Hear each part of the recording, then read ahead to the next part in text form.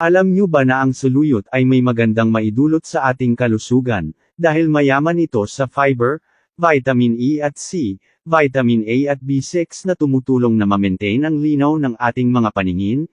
Ito ay antioxidant, nakakatulong din ito, na protektahan ang ating selula sa pagkasira. Sa pag-inom ng pinaglagaang dahon o pagkain ng saluyot ay nakakatulong ito na maiwasan ang diabetes.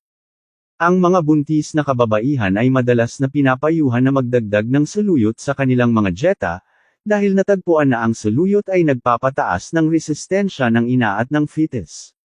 Ito ay panlaban sa arthritis, lagnat, sipon, pagtatae, ulcer, gonorrhea, hypertension, mga problema sa cardiovascular, hika, at cancer.